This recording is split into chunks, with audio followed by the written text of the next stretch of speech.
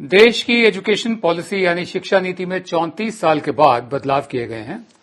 Modi cabinet ने नई education policy 2020 को मंजूरी दे दी है और मानव संसाधन विकास मंत्रालय, ह्यूमन रिसोर्स डेवलपमेंट मिनिस्ट्री जो थी, उसका नाम वापस शिक्षा मंत्रालय कर दिया गया है। नई एजुकेशन पॉलिसी के तहत 10+2 सिस्टम की जगह 5+3+3+4 करिकुलर लागू किया जाएगा। इसके तहत 3 से 6 साल का बच्चा एक ही तरीके से पढ़ाई करेगा। जो ई सिलेबस हैं, वो जो क्षेत्रीय भाषाएं हैं, रीजनल लैंग्वेजेस हैं हमारी, उनमें विकसित किए जाएंगे। बोर्ड एग्जाम के लिए कहा गया है कि सिर्फ नॉलेज टेस्ट किया जाए। जो रटकर याद किया गया है उसे टेस्ट नहीं किया जाएगा। स्कूली बच्चों के रिपोर्ट कार्ड में 3 तरह के इवैल्यूएशन होंगे, मूल्यांकन होंगे, जिसमें पहला मूल्यांकन इवैल्यूएशन बच्चा खुद करेगा, दूसरा उसके सहपाठी करेंगे, तीसरा टीचर्स करेंगे। इस रिपोर्ट कार्ड में बच्चे की लाइफ स्किल पर भी हर बार चर्चा होगी। 2030 तक हर बच्चे के लिए शिक्षा जो है, तालीम, उसको सुनिश्चित करने का टारगेट रखा गया है। इसके लिए 3 से 18 साल के बच्चों के लिए तालीम जो है वो जरूरी कर दी गई है, कंपलसरी कर दी गई है, अनिवार्य। सरकार ने तय किया कि अब जीडीपी का कुल 6% शिक्षा पर खर्च होगा। अभी देश की जीडीपी का 4.43% हिस्सा जो है वो शिक्षा पर खर्च होता था। देखते हैं शिक्षा मंत्री का क्या कहना है। रमेश पोखरियाल निशंक वो क्या कहते हैं। हमारे देश के प्रधानमंत्री ने एक नए भारत के निर्माण की बात की है, जो स्वच्छ भारत होगा, स्वस्थ भारत होगा, सशक्त भारत होगा, समृद्ध भारत होगा, श्रेष्ठ भारत होगा, एक भारत होगा। उस नए भारत के निर्माण में ये नई शिक्षा नीति 2020, ये तमाम बातें हम पिछले 6 साल से सुनते आ रहे हैं। मेरे साथ हैं गुरदीप सप्पल, मेरे सहयोगी। बहुत शुक्रिया गुरदीप आपका हमें समय देने के लिए। मेरा पहला सवाल ये है कि जीडीपी का 6% शिक्षा पर खर्च करने और साल 2030 तक सभी बच्चों को शिक्षा दिलवाने सरकार के बड़े बड़े जो दावे हैं, इनको आप कैसे देख रहे हैं? विनोद जी, इन दावों, नई शिक्षा नीति का मूल्यांकन, इवैल्यूएशन भी कर दीजिए जरा। विनोद जी, ये जो शिक्षा नीति है बहुत व्यापक है और अब इसकी पूरी डिटेल्स सामने नहीं आई है, तो एक लाइन में कहना बड़ा मुश्किल है। लेकिन सरसरी तौर पे जो आज 60 पेज का डॉक्यूमेंट आज रिलीज हुआ है, उसको जो सरसरी तौर पे देखने पे हम बहुत इसकी आलोचना नहीं कर सकते हैं। इसमें काफी सारी चीजें अच्छी हैं जिसकी रिक्वायरमेंट है, और मैं तो यहां तक कहूंगा कि ये लगता नहीं है कि इस सरकार का ये डॉक्यूमेंट है। इस डॉक्यूमेंट में जितनी बातें कही गई हैं, उसका जो उद्देश्य बताया गया है कि इंक्लूसिव और प्लूरल सोसाइटी होनी चाहिए, ठीक है, कॉन्स्टिट्यूशनल वैल्यूज पे, तो बहुत सारी बातें ऐसी हैं जो इस सरकार के पिछले 6 साल से मैच नहीं करती। बहरहाल लेकिन इसकी जरूरत थी, क्योंकि देश में कोई भी शिक्षा नीति 20 से 25 साल काम करती है और काफी समय से ये बात हो रही थी कि नई शिक्षा नीति की जरूरत है। दुनिया बदल रही है और जो हमारे यहाँ लगातार बच्चे स्कूल जाते रहे हैं, ये जो 100% ग्रॉस एनरोलमेंट रेशियो की बात कर रहे हैं, अभी भी 8वीं क्लास में 90% हो चुका है, 10वीं क्लास में करीब 80% है। तो लोग, बच्चे स्कूल जा रहे हैं, लेकिन हम सब जानते हैं बहुत बड़ी संख्या में बच्चों को इवन लिखना पढ़ना भी 5वीं 6वीं क्लास में नहीं आता है। तो इस नीति ने उस सबको एड्रेस किया है, कोशिश की है कि जो शिक्षा का कॉन्सेप्ट है उसको बदला जाए, रटने की बजाय रिसर्च बेस्ड शिक्षा की जाए, जैसा कि अभी अंतर्राष्ट्रीय लेवल पे होती है। लेकिन जो देखना होगा कि 6 साल में जो किया सरकार ने, जो 6% जीडीपी की बात आपने की, ये पहली बार 1948 में हुई थी। जी। ये 68 में भी हुई, ये बीजेपी के 2014 के मैनिफेस्टो में भी थी। लेकिन पिछले 6 साल में लगातार खर्च कम हुआ है, बढ़ा नहीं है। इसी तरह से लगातार जो एजुकेशन की बात की, वो कमजोर हुआ है। तो बातें बहुत अच्छी हैं इसमें, जो एजुकेशन, स्कूली शिक्षा में जो लक्ष्य रखा गया वो बहुत अच्छा है। देखना यह है कि इसको किया कैसे जाएगा। जी, मैं आगे बढ़ता हूं। नई शिक्षा नीति के तहत एक ही रेगुलेटरी अथॉरिटी होगी, यानी national higher education regulatory authority. जो हमारे राज्य हैं और जो हमारी यूटीज हैं, यूनियन टेरिटरीज, वो आजाद होंगी, वो स्टेट स्कूल स्टैंडर्ड अथॉरिटी बनाएंगी। ऊंची शिक्षा में यूजीसी, एआईसीटीई, एनसीटीई की जगह सिर्फ एक रेगुलेटर होगा। कॉलेजों को ग्रेडेड ऑटोनॉमी देकर 15 साल में यूनिवर्सिटी से जुड़ने को पूरी तरह से खत्म कर दिया जाएगा। उसके अलावा मैं आपको और बताऊं क्या क्या है। जो रिसर्च में जाना चाहते हैं वो 1 साल के एमए के साथ 4 साल के डिग्री प्रोग्राम के बाद पीएचडी कर सकते हैं। इसके लिए एमफिल की जरूरत नहीं होगी।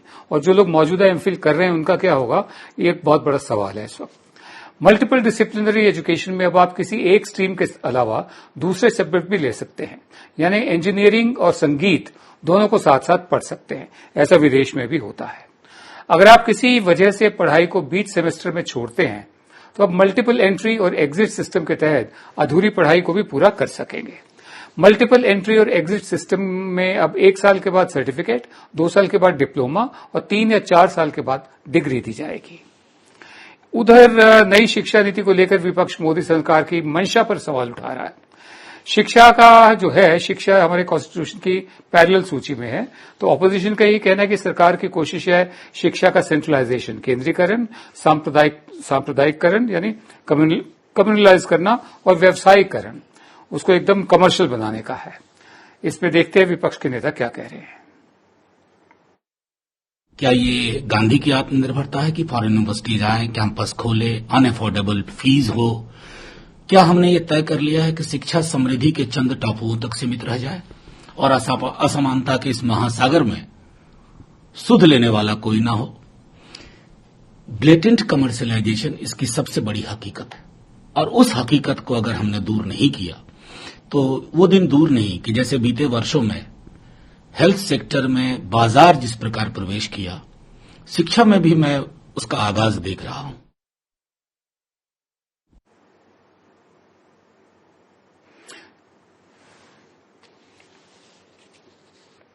जी, इशारा साफ है। कमर्शियलाइजेशन की तरफ इशारा है इनका और कम्युनलाइजेशन की तरफ इशारा है। और मैं गुरदीप आपसे जानना चाहता हूं कि जो इन्होंने एग्जाम्पल दिया, उदाहरण दिया हेल्थ सेक्टर का, उसको जहन में रखते हुए क्या तालीम को सब्सिडाइज करना उचित नहीं है? और दूसरे, कम्युनलाइज और सेंट्रलाइज, ये जो आरोप है ये किस तरह से इस पर लागू होता है? विनोद जी, सांप्रदायिककरण वाला तो हमें डॉक्यूमेंट में बहुत चीजें कुछ दिखी नहीं है, लेकिन सेंट्रलाइज और कमर्शियलाइज वो जरूर करने की कोशिश है, खासतौर पर हायर एजुकेशन के लिए। आप देखिए, जो कॉन्सेप्ट दिया सिंगल एंट्रेंस पूरे देश में होगा, सुनने में बड़ा अच्छा लगता है कि पूरे देश में एक ही एग्जाम हो जिससे एडमिशन हो, लेकिन हमारे सामने नीट का उदाहरण है। और नीट जब आया तो गांव के बच्चे या उन भाषाओं के बच्चे जो कि अंग्रेजी या हिंदी में नहीं पढ़ रहे हैं वो पिछड़ गए थे। यहां तक कि तमिलनाडु सरकार ने अभी पिछले हफ्ते नीट से जो हुआ नुकसान है उसको भरपाई करने के लिए 7.5% आरक्षण शुरू कर दिया है, पास किया है अपने यहां मेडिकल कॉलेज में तमिलनाडु के बच्चों के लिए, क्योंकि तमिलनाडु के बच्चे कम्पीट नहीं कर पा रहे हैं। तो सिंगल एंट्रेंस के सवाल पर रिएक्शन आएगा। इसी तरह से जो बात की गई कल प्रेस कॉन्फ्रेंस में कहा गया कि जो फीस है वो कैप कर दी जाएगी, यानी कि एक इंप्रेशन देने की कोशिश की कि शिक्षा महंगी नहीं होगी और फीस कैप होगी। लेकिन जब आज डॉक्यूमेंट सामने आया उसमें साफ लिखा हुआ है कि जो प्राइवेट कॉलेज हैं, प्राइवेट यूनिवर्सिटीज हैं, वो अपनी फीस तय कर सकते हैं, वो अपनी फीस कुछ भी तय कर सकते हैं। हाँ, 20% फ्रीशिप और 30% स्कॉलरशिप का एक गाइडलाइन दिया गया है। तो शिक्षा महंगी होगी, ये आप जब हमने डिटेल पढ़ी उसमें एक स्पष्ट हो गया है। इसी तरह से जो बहुत सारी चीजें जो सेंट्रलाइज कर दी हैं, हमारे यूजीसी है, अब यूजीसी को हटा के हायर एजुकेशन ग्रांट कमीशन बना दिया। दोनों में क्या फर्क है ये अभी कोई स्पष्ट नहीं किया गया है। जनरल एजुकेशन काउंसिल बना दिया, वो क्या करेगा यूजीसी से अलग, ये पता नहीं है। तो जो हायर एजुकेशन के अंदर काफी सारी दिक्कतें हैं। इसी फॉरेन यूनिवर्सिटीज को जो अलाउ किया है, 100 यूनिवर्सिटीज को अलाउ करेंगे। जब 2009-10 में यूपीए गवर्नमेंट ये करने जा रही थी तो बीजेपी ने पूरे देश में आंदोलन तक किए थे कि ये नहीं हो सके, और वो यूपीए सरकार ने ड्रॉप कर दिया था। तो अब ऐसी क्या वजह है कि फॉरेन यूनिवर्सिटीज को भारत में आने दिया जाएगा और उनमें कौन पढ़ेंगे? तो हायर एजुकेशन के अंदर इस नीति में बहुत सारी चीजें हैं जिसपे कि रिएक्शन होगा जनता के बीच में। हमें हमारे यहाँ अच्छे इंस्टीट्यूशंस चाहिए, लेकिन वो अच्छे इंस्टीट्यूशंस अफोर्डेबल हों, ये बहुत जरूरी है। और ये शिक्षा नीति अभी उस पर थोड़ी सी कम उतर रही है। जी, मैं आगे बढ़ता हूं। नई शिक्षा नीति में मल्टीलिंगुअलिज्म पर जोर दिया गया है, बहुभाषावाद पर।